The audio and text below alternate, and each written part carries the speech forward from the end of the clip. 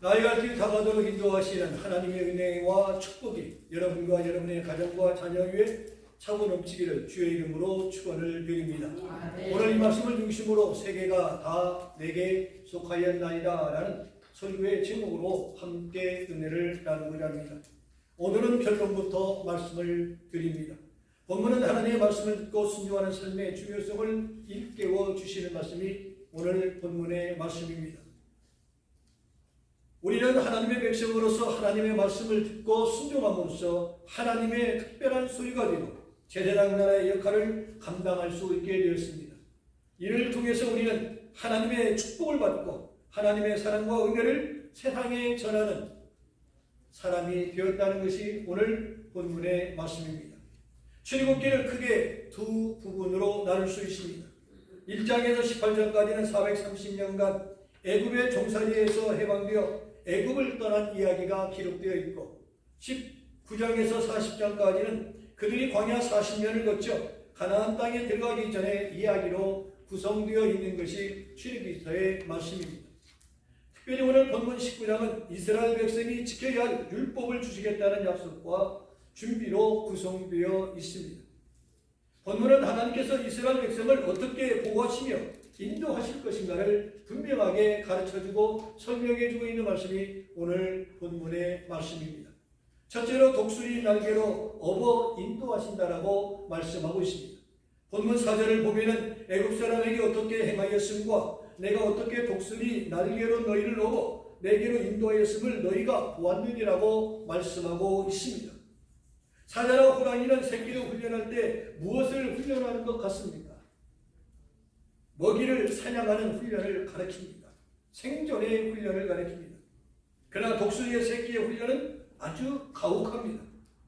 새끼를 등에 업고 상공으로 높이 올라가 그저 무차비하게 떨어뜨려 버립니다.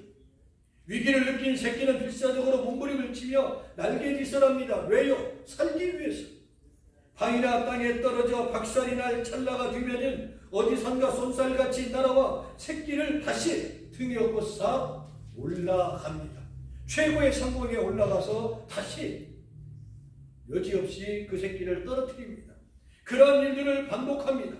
이런 동작을 반복하는 동안 새끼의 날개는 힘을 얻고 나도 날 수 있다는 자신감을 갖게 되어지는 겁니다.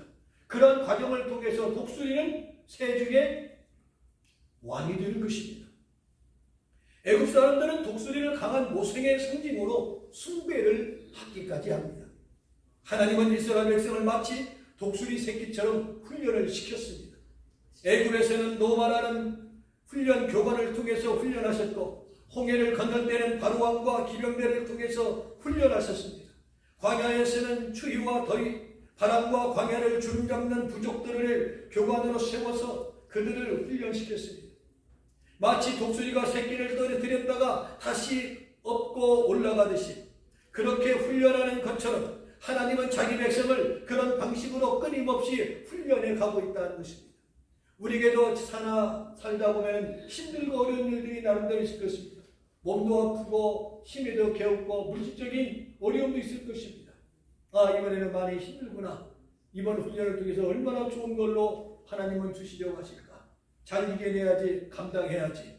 마귀의 시험이면 나사란 예수의 이름으로 물리치고 승리자가 되어야지 하는 이러한 결심과 다짐이 우리의 삶의 현장 속에서 매일매일 불릴 듯 일어나기를 간절히 희망합니다. 40년간 이스라엘을 광야 훈련소에 입소시킨 후에 강훈련을 시켰습니다.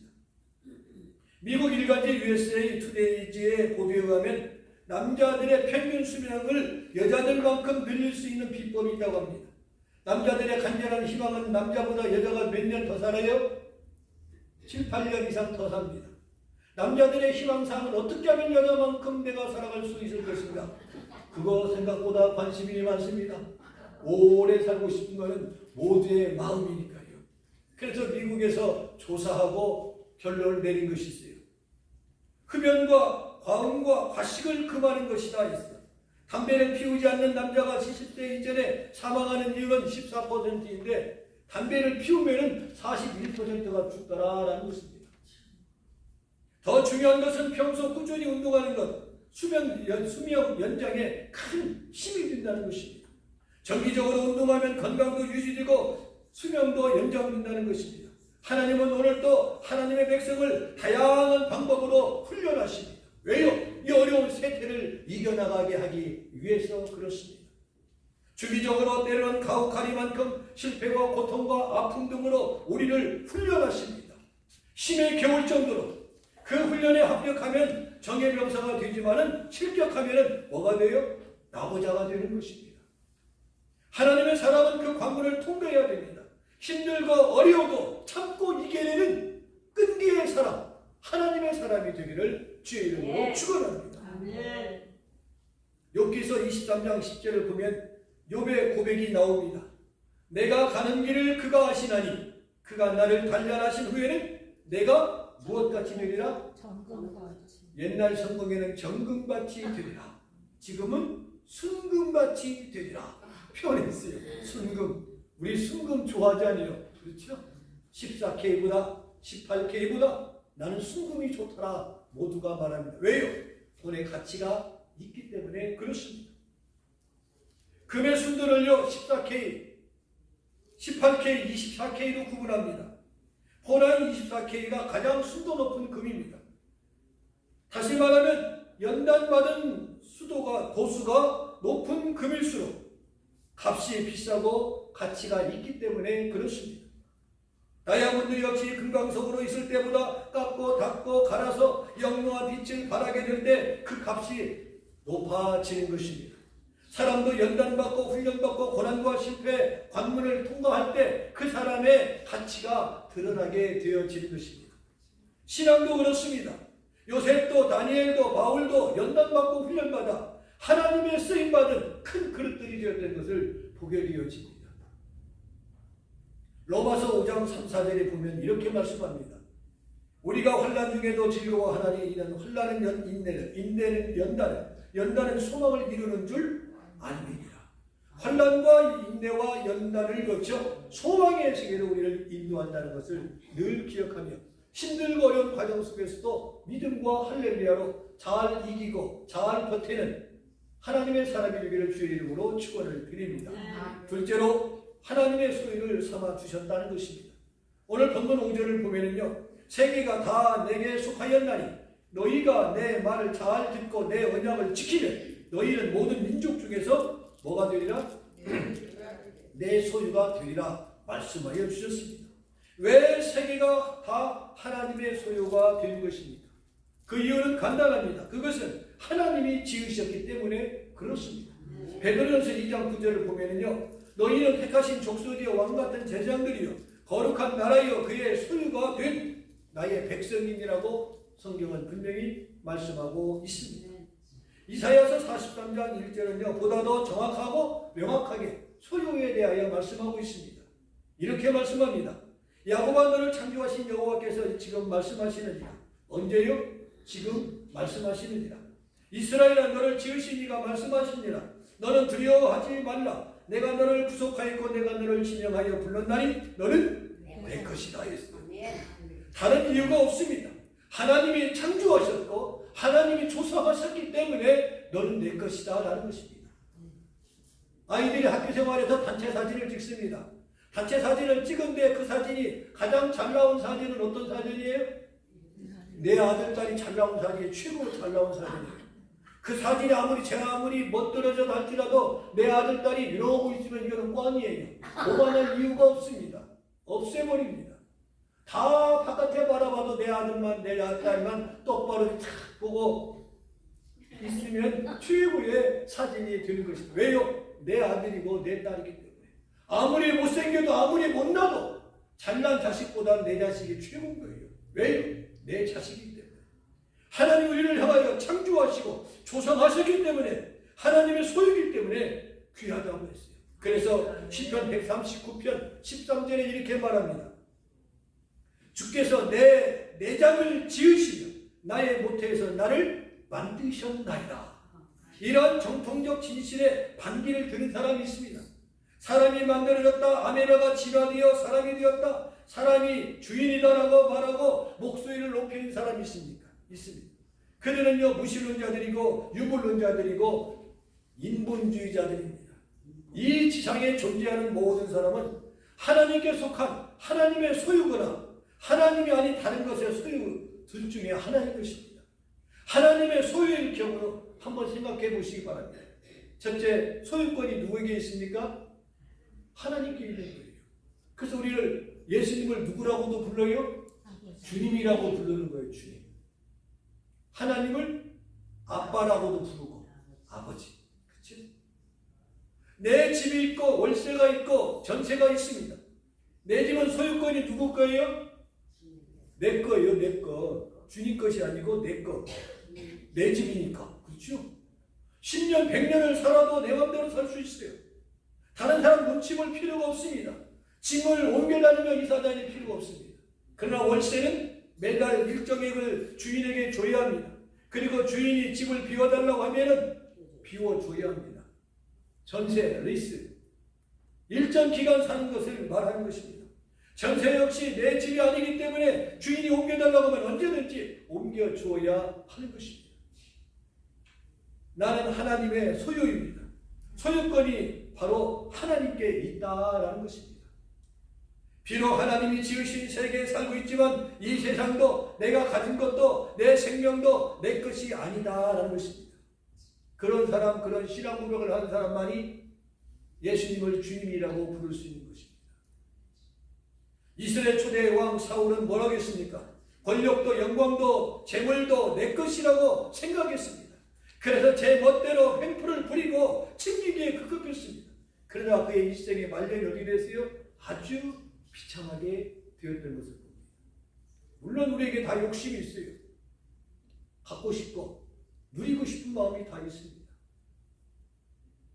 그러나 내가 가지고 갈 것도 아무것도 없어요. 따지고 보면 옷 한 벌 입고 가는 것도 입혀주는 것 입고 갑니다.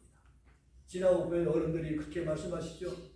괜한 욕심 때문에 체면 다 구겼고 어느 분은 그래요. 시골말로 욕심 부리다가 오늘 참 쪽팔렸다. 부끄럽다는 거예요. 부끄럽다. 뭐 때문에요? 욕심 때문에. 별것도 아닌데 그 욕심 때문에. 그러나 다윗은 권력도 영광도 부귀도 재물도 하나님의 소유, 하나님이 주신 것이라고 믿고 고백을 했습니다. 결과는 늙어 세상을 떠날 때까지 부귀를 누렸고 복을 누릴 수 있었다라고 성경은 분명히 말씀하고 있습니다. 다 내 것이라고 믿으면 그 시간부터 무엇이 따라와요? 불안과 초조가 따라올 것입니다. 어떤 일이 내가 가져가려고 하는가? 보는 사람마다 다 도둑놈으로 보이는 거예요. 저놈도 도둑놈, 너도 도둑놈. 왜요? 어떻게 하면 될까? 뜯어갈까? 가져갈까? 훔쳐갈까? 그렇게 보이는 거예요. 그러나 내려놓고 사는 사람은 늘 마음이 편해요. 그런 사람들은 누리는 사람이에요. 그 이유는 내가 지켜야 하고 관리해야 하기 때문에 힘듭니다. 이 점을 일찍이 깨달은 사도 베드로는 이렇게 고백합니다. 너희 염려를 다 주께 맡기라. 이는 그가 너희를 돌보시리라 말씀하여 주셨습니다. 둘째로 하나님이 관리하신다는 것입니다. 집 얘기를 다시 해보겠습니다. 우리가 살고 있는 미국의 경우 주로 아파트예요. 월세. 한국으로 말하면 뭐예요? 상월세. 최악의 생활이에요. 생각해보면. 그렇잖아요. 그렇기 때문에 페이먼 때문에 아파도 나가서 일을 해야 되고 아파도 일을 해야 돼요. 우리 여기 있는 사람 치고 안 아픈 사람 어디가 있어요? 그걸 이겨내고 참고 견뎌나가는 것이지. 나는 아무것도 안 아프다고. 그런 사람 별로 없어요. 아프고 힘들고 어렵고 몸에 힘에 겪고 다 그래요. 그것을 다 이겨내요. 무엇을 먹으면서 타이레놀을 막 3-4개씩 먹으면서 네가 이기나 내가 이기나 보자. 그래서 어느 분이 그래요. 나는 화장하면은 살이가 나오는 게 아니고 타이레놀이 나올 것 같다고. 네. 우리는 그렇게 먹으면서 이겨냅니다. 많이들. 그런데요. 우리가 돈을 내고 사는 아파트에 관리, 수리, 책임이 누구에게 있어요? 주인에게 있습니다. 주인이 다 해줍니다. 수도가 터져도 가스라인이 막혀도 지붕에 비가 새도 집주인의 책임입니다. 따라서 새든 사람이 마음대로 주막을 뜯어낸다든지 집안에 칸막이를 한다든지 창문을 새로 내는 일은 또한 할 수 없습니다. 내 인생과 내 삶은 내 것이 아니라 나의 집이라고 해서 때려 부수고 기둥을 뽑아내고 함부로 할 수 없는 거예요. 그런 것처럼 내 인생은 내 것이 아니라 하나님의 것이에요. 한국에서 내 인생은 나의 것, 내 인생은 나의 것, 그게 금지곡 됐어요. 왜? 청와대에서 아시죠? 내 인생은 내 것이 아니라 하나님의 것이고. 우리는 참 감사하잖아요. 함부로 살 수가 없어요. 왜요? 우리는 모두가 종이라고 표현하기 때문에 그렇습니다. 주인은 권한이, 종은 권한이 없습니다. 내가 할 일을 내가 해야 하는 것, 이것이 바로 무엇입니까? 청지기라고 말합니다. 청지기를 오이코노모스라고 말합니다. 오이코스는 집, 노모스는 관리한다는 뜻입니다. 우리는 하나님의 소유를 관리할 책임이 있어요. 내 몸도 관리하기 위해서 건강하고, 내 몸을 건강하게 하기 위해서 운동도 하고, 영양제도 먹고, 식사도 잘해 나가는 것입니다. 사는 동안에 건강하게 살기 위해서. 재산 관리도 지혜롭게 잘해야 하는 것입니다. 모든 것을 관리 잘해야 돼요. 사는 동안에 관리하는 것 뿐이에요. 관리 잘하다가 언제든지 부르시면 예 알겠습니다 하겠습니다. 부르시는데 천사가 나를 데리러 와는 누가 데리러 와요? 천사가 데리러 와요. 여러분들 알아서 천국 가는 거 아니에요. 성경은 분명히 말씀하고 있어요. 다 저리 물러가시오. 내가 알아서 천국 갈 테. 여러분이 동쪽인지 서쪽인지 어디 있는지 그거 알아서 가요. 천사의 안내를 받아요. 우리가 백악관을 가더라도 청와대를 가더라도 대통령의 초청을 받으면 누가요? 비서관들이 다 나오지 않습니까? 그래서 그 방을 안내해 주는 거예요. 못 찾아가요. 천국도 마찬가지예요. 얼마나 감사해요. 그래서 예수 믿고 죽은 사람들의 마지막 얼굴이 뭐예요? 천사와 같은 얼굴이에요. 왜요? 주님 맞이하러 가니까. 안내자가 있기 때문에 편안한 가운데 갈 수가 있는 거예요. 목적지가 분명하기 때문에.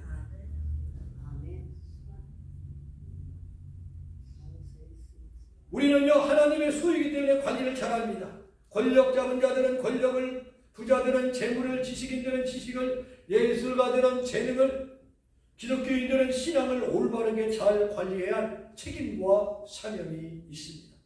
마태복음 25장을 보면요 주인이 주고 간 달란트를 제대로 관리한 사람에게 뭐라고 했어요? 잘하였도다. 착하고 충성된 종아, 네가 많은 것으로 내게 맡기시리니 네 주인의 즐거움에 참여하리라 라는 칭찬을 들었습니다.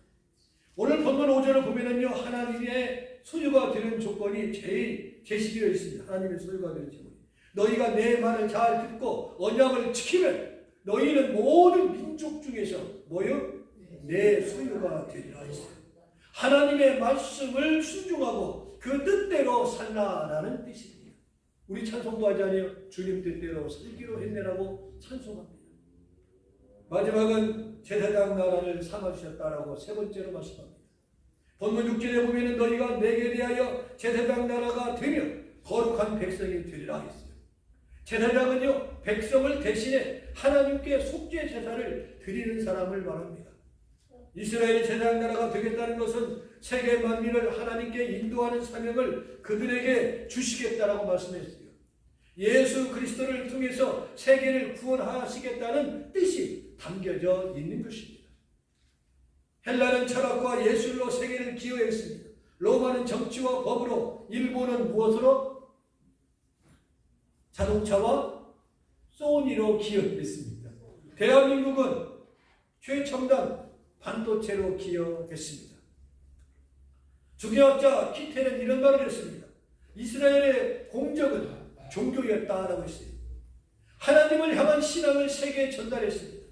그것은 위대한 역사적 공헌이었다라고 했고, 기독교, 유대교, 이슬람 모두 이스라엘의 소산이었다라고 그는 증언하고 있습니다. 한국이 내세울 만한 것이 무엇일까? 대한민국이 내세울 만한 것이 무엇일까? 혹시 다민족 사람 중에 여러분을 향하여 어느 나라 사람입니까? 한국 사람입니다. 좋을 때는 그렇게 표현해요. 안 좋을 때는 뭐라고 해요? I am Japanese, I am Japanese, I am China 이렇게 얘기를 합니다. 그런데 우리는 한국 사람입니다. 한국 사람. 그러면 한국 사람으로서 한국을 내세울 만한 것이 뭐가 있는가? 여러분은 뭐라고 대답하시겠습니까? 경제입니까? 교육입니까? 과학입니까? 예술입니까? 물론 세계가 깜짝 놀랄 만한 일들이 한국에는 엄청나게 쏟아져 있습니다.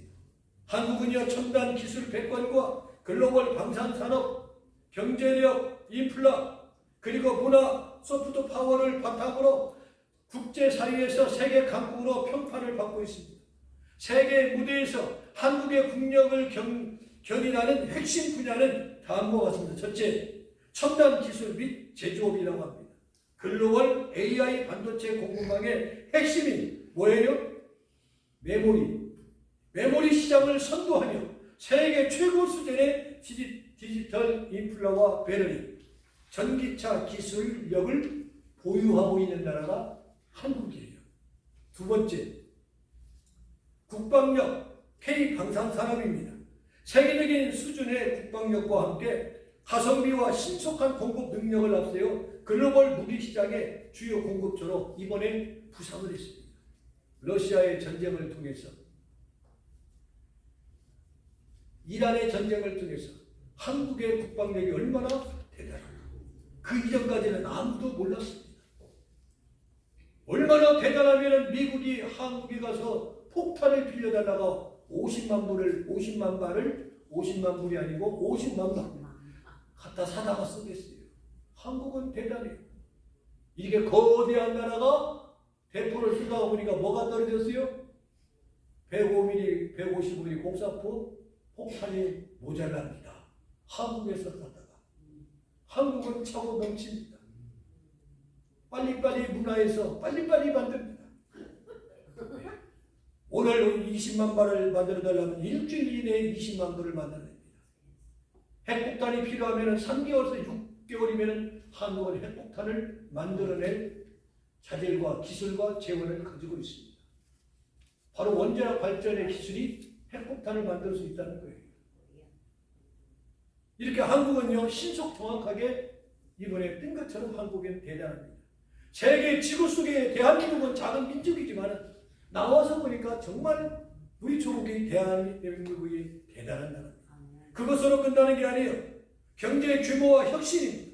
세계 10위권 안팎의 압도적인 경제력을 갖추었고 전쟁 후에 폐허를 딛고 경제 성장과 민주주의를 동시에 이룩한 독보적인 국가가 조국 대한민국입니다. 네 번째는요, 문화 콘텐츠입니다. K-팝, 영화와 드라마 등 한국의 예술 문화, 전 세계 주류 문화로 자리 잡고 국가 영향력을 크게 높이고 있다는 사실. 이것 말고 다른 것은 없을까? 제가 하고자 하는 말이 여기에 있는 거예요. 한국을 자랑하고자 하는 말이 아니라 뭐예요? 오늘 본문에 있어요? 한국이 제사장 나라가 되었다. 이스라엘이 제사장 나라 말이 아니라 한국이에요. 대한민국이요, 2024년 연말을 기해서 171나라 21,621명 장기 선교사를 보내고 있습니다. 선교사 파송 국가는 미국 다음으로 어디예요? 한국. 그 다음에 브라질, 인도, 필리핀입니다. 한국은요, 2030년 내에 가서는 10만 명의 선교사를 보내고자 하는 목표가 뚜렷하게 있습니다. 그러한 비전을 가지고 있는 것이 한국입니다. 이제 말씀을 마치겠습니다. 우리 교회가 소속한 대한연수교 장로의 총회 선교사 파송은 92개국 811가정 1525명을 파송했습니다. 그리고 미국의 세계 예수교 장로의 총회 선교사는 약 230여 명을 파송하여 협력 선교사와 함께 협력하고 있고, 우리 교회에서는 인도네시아 선교사 임준혁 선교사님을 함께 협력하고 있습니다. 한국과 미국은 제사장의 비전을 향해 전진하고 있고 전진해야 한다는 것을 일깨워 주고 있습니다. 한국교회나 미국교회는 세계 속에서 선교 강국이 되어야 할 줄로 믿습니다. 그러한 나라 속에 사는 저와 여러분은 꿈과 비전을 함께 갖고 기도하며 함께 협력이 있어야 할 줄 압니다. 우리는 하나님의 소유입니다. 우리는 하나님께 속해 있습니다. 하나님이 우리를 관리하십니다. 내 인생 내 맘대로 사는 것이 결코 아닙니다. 제사장 나라 거룩한 백성을 삼아 주셨습니다. 그러게 우리는 산 제물로 신령과 진정으로 이 시간에 예배를 드리고 있는 것입니다. 믿고 감사하고 전진하는 성도 여러분들이 되시기를 주님의 이름으로 축원을 드립니다.